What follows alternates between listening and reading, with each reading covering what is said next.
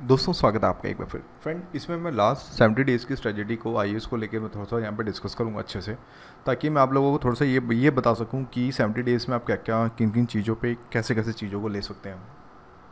काफ़ी बच्चे ऐसे भी होंगे जिन बिल्कुल मैसअप हो रखा होगा, कुछ समझ नहीं आ रहा क्या करें, कुछ और वीडियो देख रहे हैं कन्फ्यूज़न क्रिएट हो रही है, कुछ और देख रहे हैं कन्फ्यूज़न क्रिएट हो रही है।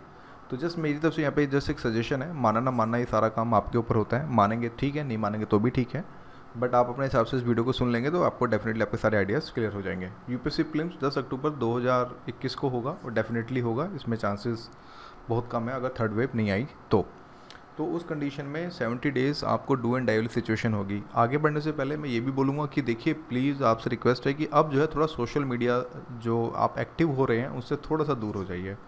स्पेशली अगर बात करें व्हाट्सअप हो गया, साथ में टेलीग्राम हो गया और साथ में यूट्यूब भी इवन हो गया, इससे भी बिल्कुल आप दूर हो जाएं, क्योंकि अब टाइम आ गया अपने आप को पैक करने का। एक 70 डेज़ अपने आप को थोड़ा सा चीज़ों को करने का, जिसके अंदर आप आप you can do a walk, साथ में जिम, ये थोड़ी सी एक्टिविटीज़ जो होती हैं इनको भी एक्सरसाइज जिसको हम कहते हैं, ये भी इवन योगा भी आप करें। क्योंकि कुछ बच्चे सिर्फ खाते रहते हैं, पढ़ते रहते हैं, तो पेट इतना बड़ा निकल जाता है, तो उससे बेटर है उससे बचने के लिए थोड़ा सा एक्सरसाइज, वॉक, एटलीस्ट 30 मिनट्स की वॉक या फिर 1 घंटे का जिम या फिर जो भी एक्स्ट्रा एक्टिविटी है लाइक योगा 30 मिनट्स, ये भी ज़रूर करना बहुत ज़रूरी है। मैं ये भी कहता हूँ कि 70 डेज़ में आपका ऐसा भी नहीं कि आपका कंटिन्यूसली ही पढ़ने का मन करेगा। देर इज़ अ फ्लैक्चुएशंस में 2 दिन पढ़ोगे, शायद एक दिन आधा दिन पढ़ोगे, फिर एक दिन नहीं पढ़ोगे, 1-2 दिन पढ़ोगे, फिर एक आधा दिन गड़बड़ होगा। ऐसे ये सिचुएशन, ऐसे ये फ्लैप में चलता रहेगा, आपको पैनिक नहीं होना है। मैं ये भी नहीं कह रहा कि आपने एवरीडे ही आपको क्या नाम है 9 घंटे 10 घंटे पढ़ पाओगे, भैया ये पॉसिबल नहीं है, because we are a human और ह्यूमंस के साथ जो हमारे जो है इमोशंस कनेक्ट होते हैं। तो बस ओवरऑल ये बोलूँगा कि जो भी पढ़ें बिल्कुल क्वालिटी के साथ पढ़ें, क्वांटिटी के साथ कॉम्प्रोमाइज़ मतलब मत करें। ये नहीं आप 12 घंटे पढ़ रहे हैं लेकिन एक्चुअल में वो सिर्फ 4 घंटे की स्टडी है, तो ऐसे नहीं पढ़ें, दिल से पढ़ें ना, तो उठा के बैग पैक करें और अपना कहीं इधर उधर कुछ छोटे मोटे काम कर लें, कोई इशू नहीं है। लेकिन हाँ, ऑनेस्टली अगर बात करूँ, अगर आप करना चाहते हैं तो एटलीस्ट अब जो टाइम आ गया है 7 to एटलीस्ट 9 आवर्स के बीच में अपने टाइम स्लॉट को रखें, ताकि क्योंकि अब 70 डेज़ है और काफ़ी क्राउड यहाँ पे देखने को मिलेगा। आप ये मान के चलें कि 5 लाख के आसपास कम से कम एस्पिरेंट जो होंगे, 5 लाख 4,80,000 इतने एटलीस्ट एस्पिरेंट ज़रूर होंगे जो यहाँ पे एग्ज़ाम ज़रूर देंगे। तो इस चीज़ को भी आपने ध्यान रखना है, जिस वजह से कंपटीशन टाइट हो रहा है और जिस तरह से Modi government day by day schemes, हमारे अगर गवर्नमेंट जॉब्स की बात करें, वैकेंसीज़ की बात करें, बिल्कुल डाउन हो रही है, तो उससे बहुत बड़ा एक इम्पैक्ट अगर बात करें मेंस में हमें देखने को मिलेगा, साथ में हमें पीटी पे भी देखने को मिलेगा। पीटी पे इसका मतलब ये इंटेक्स कम होंगी, अगर मान लो पहले 15,000 हो रही थी तो हो सकता है अब 10,000 या फिर 11,000 इंटेक्स होंगी, यस डिपेंड करता है वैकेंसीज़ के ऊपर। तो आगे देखिए, मैं एनालिसिस के बारे में अगर मैं बात करूँ मोटा मोटा, या देखो, अगर आप करंट अफेयर के ऊपर भरोसे के ऊपर जा रहे हो तो बॉस नहीं होगा सिलेक्शन। आपको स्टैटिक की गेम को समझना पड़ेगा। स्टैटिक की जब तक आपका स्टैटिक मजबूत नहीं होगा, जब तक आप करंट अफेयर, कोई फ़ायदा नहीं है, कितना भी पढ़ लो कोई फ़ायदा नहीं है, क्योंकि बचाएगा आपको पॉलिटी ही बचाएगी, आपको मॉडर्न हिस्ट्री ही बचाएगी, आपको ज्योग्राफी बचाएगी, आपको इकनॉमी बचाएगी और आपको साथ में आपको इन्वायरमेंट भी बचाएगा अगर हम बात करें तो ओवरऑल एनालिसिस अगर हम ये बात करें 2018 से लेकर 2020 तक का अगर मैं एनालिसिस करूं, तो हमें ये पता चलता है कि यार 60 to 65 की रेंज में, अब प्लीज़ 1-2% के हिसाब से आप मेरे से फाइट मत करना, नहीं इसका इतना एग्जैक्ट है, मैं जैसे एक ओवरऑल एक आइडिया दे रहा हूँ कि 60 to 65% जो है आपका स्टैटिक पे ही ज़्यादा फोकस रहा है, साथ में रेस्ट करंट अफेयर रहा है, साथ में स्टैटिक कम करंट अफेयर रहा है। इस चीज़ को भी समझना, ऐसा नहीं कि वो डायरेक्ट करंट अफेयर था, नहीं भैया, वो स्टैटिक में निकाल के एक क्वेश्चन करंट अफेयर का भी, उसमें एक स्टेटमेंट करंट अफेयर की भी थी, और यहाँ पे फिर बच्चे पजल हो जा रहे थे, क्यों, एलिमिनेशन राउंड क्रैक नहीं हो पा रहा था और उस वजह से दिक्कत हो रही थी। 2020 का पेपर थोड़ा बाउंसर था, लोग कह रहे थे यार एग्रीकल्चर भर दिया, ज्योग्राफी भर दी। देखिए 2-4-5-6 क्वेश्चन ज़्यादा आ जाने से वो ऐसा नहीं होता। ऐसा तो नहीं है कि एग्रीकल्चर के 60% पेपर एग्रीकल्चर से था, भाई मानते हो ना, भाई कितने थे, ज़्यादा 10 क्वेश्चन होंगे, वो भी ज्योग्राफी का ही पार्ट था इनडायरेक्टली अगर हम बात करें तो, ठीक है। लेकिन आप ऐसे नहीं ब्लेम कर सकते हैं कि इतना सेक्शन आ गया तो मेरा नहीं होगा। देखो, आप नहीं करेंगे तो कोई और करके जाएगा, सिंपल सा लॉजिक है भाई, सबको नौकरी की नीड है आज के समय कोविड-19 के दौर में। तो इस कंडीशन में एक्सक्यूजेस देना थोड़ा बंद करें, बी मैच्योर, और जो चीज़ें हैं जो ठान रहे हो उसके पीछे आपने जो सबसे ज़्यादा आगे बढ़ना है। जैसे कि देखिए मैं यहाँ पे एक मोटा मोटा अगर मैं आपको थोड़ा सा बताऊँ तो 3 सिनेरियो निकलते हैं। अगर पेपर टफ आया सेम 2020 की जैसे, तो अप्रॉक्स 100 के आसपास, अब देखो प्लस माइनस आप इसमें 2-3 कर सकते हो अपने हिसाब से, यही मतलब कि ऑलमोस्ट यही रहेगा। अगर सेम पहले जैसा आया 2020 जैसा, एवरेज आया तो 105 110 के बीच में, इजी आया 115 प्लस भी जा सकती है, माइनस भी आ सकती है, डिपेंड। ये कट ऑफ क्यों बता रहा हूँ, यहाँ से हमें एक स्केलिंग मिलती है।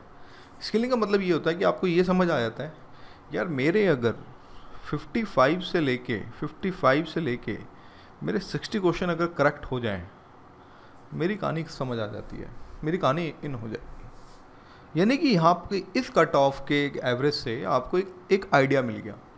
अगर हम बात करें अप्रॉक्स 98 के आसपास कट ऑफ रही है, हम एक एवरेज स्कोर लेके चलते हैं यार कि 55 to 60 क्वेश्चंस अगर मेरे करेक्ट हो जाएं, बोलना आसान है मैं मानता हूँ, लेकिन मैं इसमें इसकी मैं पूरी गणित भी बताऊँगा आपको इसके पीछे क्या है।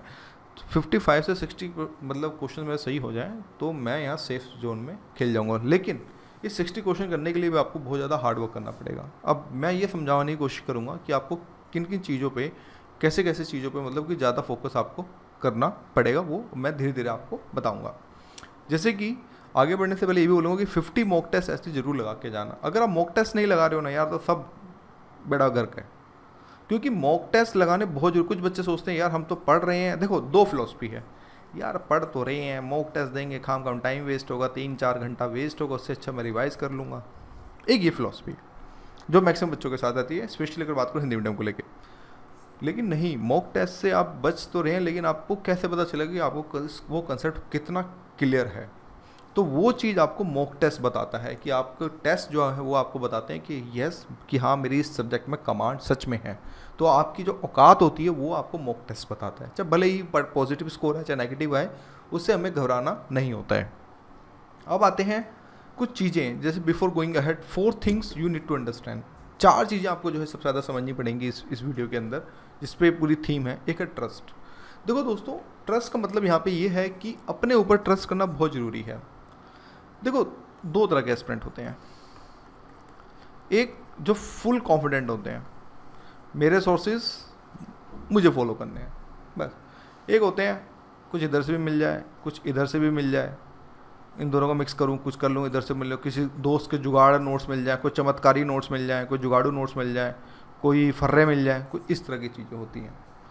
जब तक आप अपने ऊपर ट्रस्ट नहीं करोगे, जब तक आप अपने ऊपर ट्रस्ट नहीं करोगे, नहीं यार मैं कर लूँगा, बस मुझे टाइम मिल गया, अच्छे से इनफ टाइम मिल गया। अब तो आप एक्सक्यूज भी नहीं दे सकते क्योंकि ऑलरेडी टाइम काफ़ी बढ़ चुका है। ये एग्ज़ाम तो वैसे जून में होना था लेकिन अक्टूबर में हो रहा है। तो अपने ऊपर पहले ट्रस्ट को बना के बहुत रखना ज़रूरी है, क्योंकि जब तक आप अपने ऊपर फेथ नहीं रखेंगे, जब तक आप एग्ज़ाम क्रैक नहीं कर पाएंगे। दूसरा दोस्तों आता है कॉमन सेंस। कॉमन सेंस का मतलब यार देखो यहाँ पर ये होता है, लॉजिक भी बोलो या फिर कॉमन सेंस बोलो, आप कुछ भी बोल सकते हो, ये जब तक आप अप्लाई नहीं करेंगे, जब तक आपका एग्ज़ाम क्रैक नहीं होगा।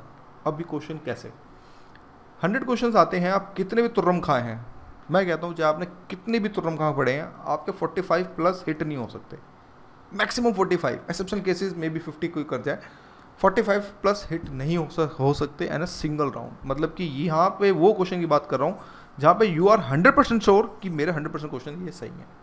फिर उसके बाद निकलते हैं एलिमिनेशन राउंड। एलिमिनेशन राउंड में लगता है common sense, logics, technique, tricks, ये सारी चीज़ें अगर हम बात करें तो ये यहाँ पे कॉमन सेंस के हिसाब से काम आती हैं।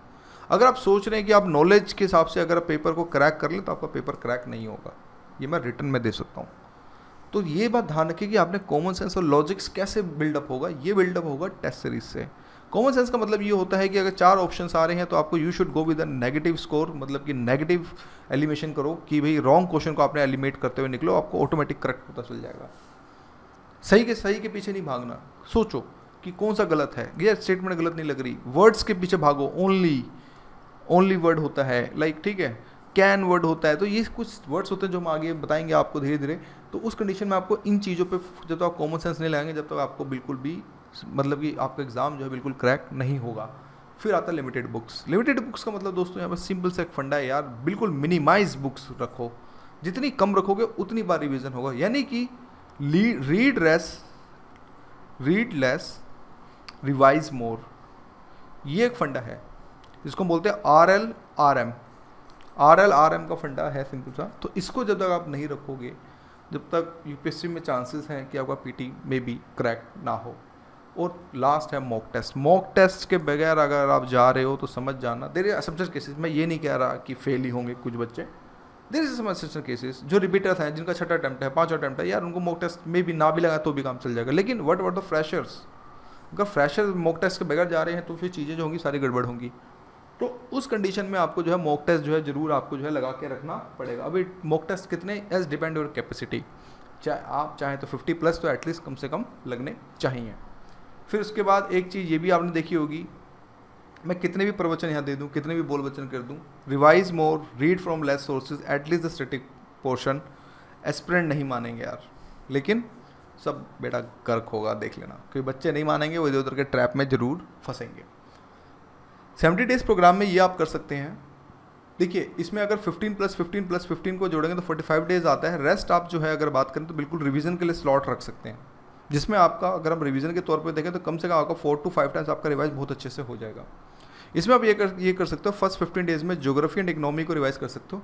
और सोर्स मैं आपको आगे बताऊंगा कि geography and economy plus current affair plus mock test, ये आपने साथ लेके चलने हैं। इसके लिए इंग्लिश मीडियम वाले ये कर सकते हैं कि यार एक बुक आती है इनसाइट की, वो उठा लो और सारे सेक्शनल वाइज के जो MCQ होते हैं उनको उठा के सॉल्व भी करते रहो टॉपिक वाइज, तो इससे आपको जो है थोड़ा सा फ़ायदा होगा। तो ज्योग्राफी और इकोनॉमी 15 डेज़ में कवर करें।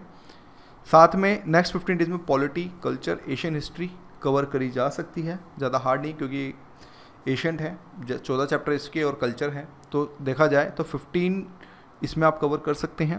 और साथ में इन्वायरमेंट, मिडिवल हिस्ट्री और मॉडर्न हिस्ट्री, आप इन 3 सेक्शंस को नेक्स्ट 15 डेज़ में कवर कर सकते हैं। क्योंकि ये रिवीजन प्लान बता रहा हूँ मैं, ये मैं आपको स्टार्टिंग से नहीं बता रहा हूँ कि हाँ रिवीजन प्लान में ये चीज़ें कवर कर सकते हैं।